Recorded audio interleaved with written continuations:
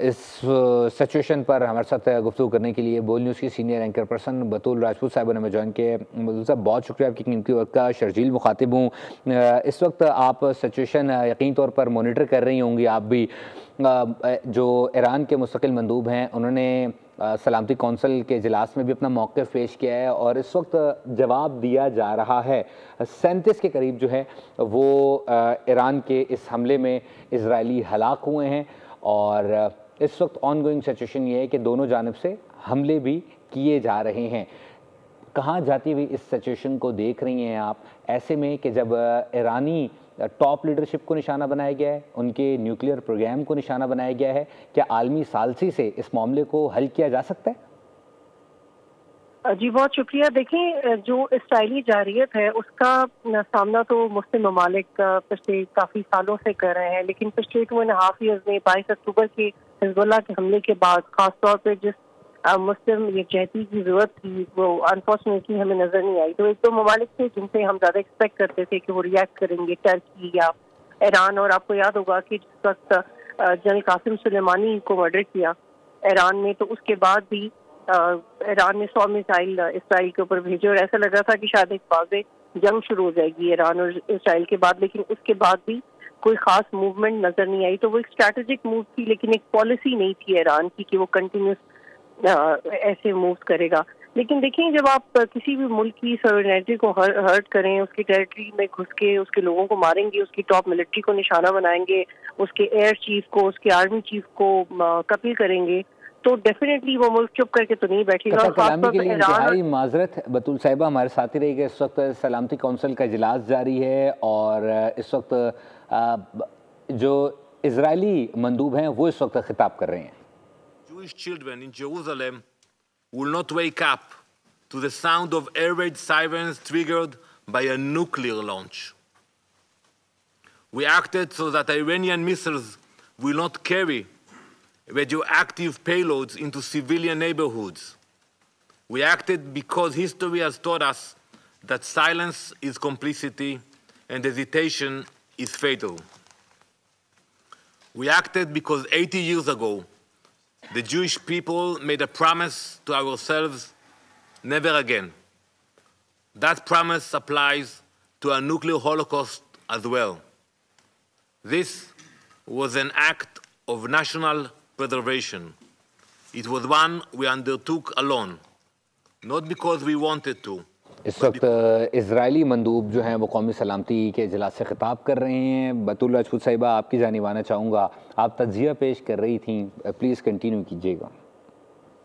جی بس میں یہی کنکلوڈ کر رہی تھی کہ جو ایران نے کیا ہے وہ ایک مچ اویٹڈ موو تھی، not being a journalist but being a Muslim and being an observer. جو اس وقت اسرائیل پیلسٹائن میں کر رہا ہے، اور 22 اکتوبر کے حملے کے بعد جو حزب اللہ نے اٹیک کیا تھا، حزب اللہ کے اسٹرکچر کے اوپر ان کا کیا وہ انفورس کہاں سے ہوتی ہیں، ہو سکتا ہے بہت سارے ممالک کو اس کے اوپر اعتراض ہو، لیکن ہم اس بات کو جھٹلا نہیں سکتے کہ 22 اکتوبر کے حزب اللہ کے حملے کے بعد فلسطین کو دوبارہ سے ایک انٹرنیشنل سٹوری بنایا گیا، لیکن انفارچونیٹلی مسلم ممالک نے اس کو ایز این اپرچونٹی کیپٹلائز نہیں کیا، and we could not even ban اور block Israeli product in particular countries. اگر وہی ایک ملک اپنے ملک میں کر دیتا، اپنے عوام سے کہلوا دیتا، تو وہی ایک بہت بڑا پالیسی چینج ہوتا، اپنے میڈیا کے تھرو کہلواتا، لیکن انفارچونیٹلی نہیں ہو سکا۔ تو مجھے لگتا ہے کہ یہ بہت انفارچونیٹ ہے کہ ایران کو یہ حملہ کرنا پڑا، لیکن آپ دیکھیں کہ ایران کے انسائڈرز کو انوالو کر کے آپ ان کی افواج کو نشانہ بنا رہے ہیں، ان کو کمزور کر رہے ہیں، تو ایران چپ کر کے تو نہیں بیٹھے گا۔ لیکن اس میں بالکل اب کوئی شک نہیں ہے کہ ایک ریجنل تھریٹ موجود ہے، اس میں دوسرے ممالک کو، اسپیشلی جو یونائٹڈ نیشن کی سیکیورٹی کاؤنسل ہے، جو یونائٹڈ نیشن کا ایک آرٹیکل 92 پروبیبلی میں آپ کو یاد کروانا چاہتی ہوں کہ جب پہلے یہ تنازع شروع ہوا تو یہ ایک آرٹیکل تھا جو کہ یونائٹڈ نیشن کا جو ریپرزینٹیٹیو ہوتا ہے ورلڈ وائڈ، وہ خود ریکویسٹ کرتا ہے اپنے پلیٹ فارم سے کہ اب اس آرٹیکل کو امپلیمنٹ کروائیں اور جنگ رکوائیں، لیکن اسرائیل کی لابی پیلسٹائن یا کسی بھی ملک کے مقابلے میں، ایون ایران کے مقابلے میں اتنی اسٹرانگ تھی کہ وہ ہم جنگ نہیں رکوا سکے۔ وہ پاکستان کیا، ٹرکی کیا، رشیا کیا، باقی ممالک کیا، وہ یونائٹڈ نیشن اسرائیل کے حملے نہیں رکوا سکے. تو آپ یہ دیکھیں کہ اسرائیل کی جارحیت کے آگے یونائٹڈ نیشن کا جو چارٹر ہے وہ بھی کتنا زیادہ کمزور ہے. لیکن اب چونکہ اسرائیل اور پیلسٹائن کے حیثیت میں بہت فرق ہے تو اب کوئی نہیں چاہے گا کہ یہ جنگ کنٹینیو رہے. لیکن دیکھیں اب نیچر آف وارز چینج ہو چکی ہیں, مختلف طرح سے اکوپڈ ہیں ممالک, ہر ملک کا اپنا اپنا ایک انٹرسٹ ہے جو وہ سرو کرنا چاہتے ہیں. تو ایران ابھی صرف بدلے کی حد تک نہیں رہے گا. Iran would like to prove کہ آپ دوبارہ ہمارے ساتھ یہ حرکت نہیں کر سکتے, کیونکہ جنرل قاسم سلیمانی کے بعد بھی ہم ایکسپیکٹ کر رہے تھے کہ شاید ایران نہیں رکے گا. لیکن اب آپ یہ دیکھیں کہ ایران کے اندر ان کی ٹاپ براس میں گھس کے قتل کر رہے ہیں اسرائیلی, وہ موساد بار بار ایسا کر رہی ہے. Y would this stop? So this is very scary as a journalist. اور آپ دیکھیں کہ خاص طور پہ جیسے چن چن کے تقریباً سینکڑوں صحافیوں کو مارا گیا ہے جو اسرائیلی جہاز کو رپورٹ کرتے رہے. تو یہ ایک موقع ہے. میں تو دیکھیں, میں تو بینگ اے مسلم, میں ہمیشہ اسرائیل اور پیلسٹائن کے ایشو کو بینگ اے مسلم پہلے ایڈریس کرتی ہوں, کیونکہ ہم جو یہودیوں کی ہسٹوریکلی ان کی مووز رہی ہیں وہ انہوں نے ہمیشہ انٹرنیشنل ڈائنامکس کو افیکٹ کیا ہے. تو بینگ اے مسلم بھی میں اس بات پر بلیو کرتی ہوں کہ اگر ہم اکٹھے ہو جائیں تو ان کو ہرانا مشکل ہے, مشکل نہیں ہے. لیکن اگر چونکہ وہ یونانیمٹی ہمیں نظر نہیں آتی تو بار بار اس طرح کے انسیڈنٹ ہوتے ہیں. بٹ ڈیفینیٹلی ساؤتھ کا کردار ادا کرنا چاہیے, پاکستان کو کرنا چاہیے, سعودی عربیہ کو کرنا چاہیے, ٹرکی کو کرنا چاہیے, چائنا کو کرنا چاہیے.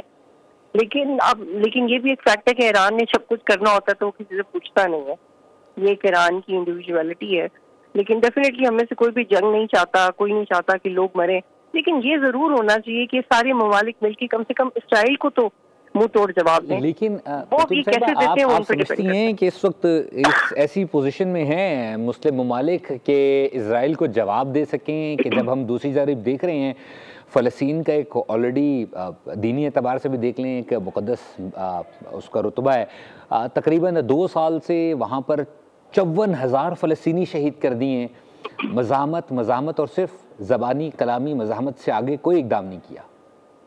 جی بالکل, دیکھیے ہم نے اس پہ اتنے سینکڑوں پروگرام کیے ہیں پچھلے 2 سال میں کہ میرا تو کانٹینٹ ختم ہو جاتا ہے. یہ ایک واحد سبجیکٹ ہے جس کے اوپر مجھے نہیں سمجھ آتا کہ میں کتنا تجزیہ کروں, یا میں کیا ٹیکنیکل سوال کروں, یا میں کہاں کی ریسرچ یا انالیسز اٹھا کے لے آؤں. کہ جب ہمارے میں سے خود سوری بتاتے سے جس کے ہمارے میں سے بہت سارے لوگ بے شرمی سے دیکھتے رہتے ہیں جب رفح کا بارڈر بند ہو جاتا ہے. ایجپٹ کا بارڈر اگر آپ دیکھیں کہ انہوں نے کیسے بار لگا کے بند کیا ہوا ہے کہ کوئی بچہ یا عورت چل کے بھی کراس نہیں کر سکتا. تو مجھے لگتا ہے کہ ہمیں اپنا رول ٹیک اپ کرنے کی ضرورت ہے, ادروائز یہی سب چلتا رہے گا. اس وقت جو اسرائیلی مندوب ہیں انہوں نے سلامتی کونسل میں کہا ہے کہ ایران کے ساتھ طویل جنگ کے لیے تیار ہیں. آپ اس کے پیچھے جو شیطانی سازش ہے اسرائیل کی وہ کیسے دیکھتی ہیں, اور یقینی طور پر اس میں امریکہ اور ویسٹرن بلاک تو مکمل طور پر اسرائیل کو سپورٹ کر رہے ہیں؟ بدل صاحب آپ سن پا رہی ہیں؟ جی اپنا سوال دہرائیے. میں ریپیٹ کر دیتا ہوں. اس وقت جو اسرائیلی مندوب تھے اقوام متحدہ میں انہوں نے کہا ہے کہ ایران کے ساتھ طویل جنگ کے لیے تیار ہیں. سو آپ سمجھتی ہیں کہ پوری سوچی سمجھی سازش کے تحت یہ اٹیک کیا گیا تھا؟ دیکھیں یہ جو کوئی بھی طویل جنگ کے لیے کوئی ملک تیار نہیں ہوتا, یہ صرف کہنے کی حد تک ہوتا ہے. امریکہ کو افغانستان سے بھاگنا پڑا, امریکہ کو ویتنام سے بھاگنا پڑا, امریکہ کو عراق سے بھاگنا پڑا.